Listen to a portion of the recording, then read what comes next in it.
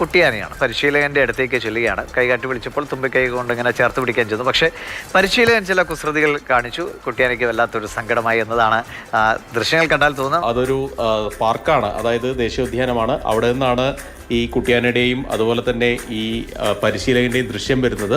കുട്ടിയാന ഓടി വരുമ്പോൾ, നമ്മൾ ഈ കുട്ടികളൊക്കെ ഇങ്ങനെ ഓടി വരുമ്പോൾ അതിൻ്റെ മാതാപിതാക്കളോ അതിൻ്റെ അത്രയും വേണ്ടപ്പെട്ട ആളുകളൊക്കെ ഇങ്ങനെ കെട്ടിപ്പിടിക്കാൻ വേണ്ടി ഇങ്ങനെ കൈകാട്ടും. ആ കൈകാട്ടുമ്പോൾ കുട്ടിയെ ഇങ്ങനെ അടുത്തെത്തിയാൽ നമ്മൾ മാറിക്കളഞ്ഞാൽ കുട്ടിക്ക് ഒരു പിണക്കം ഉണ്ടാവും.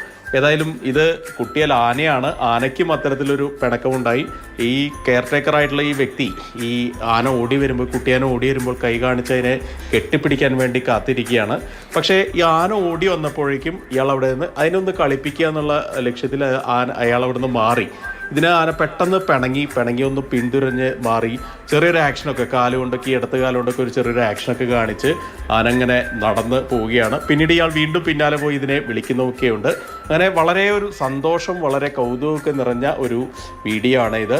ഇത് ഈ ചെറിയ കുട്ടികളെ പോലെ തന്നെയാണ് ഈ കുട്ടി ആനയും പെരുമാറുന്നത്. അതായത് മനുഷ്യൻ്റെ ഒരു കുട്ടി എങ്ങനെയാണോ അതുപോലുള്ള ഒരു പ്രതികരണമാണ് ഈ ആനയുടെ ഭാഗത്തു നിന്ന് ഉണ്ടായത്. ഏതായാലും അയാൾ സമൂഹ മാധ്യമങ്ങളിൽ ഇതിന് അടിയിൽ നിറയെ കമൻറ്റുകൾ, ഈ ദൃശ്യത്തിനടിയിൽ നിറയെ കമൻറ്റുകൾ വരുന്നുണ്ട്.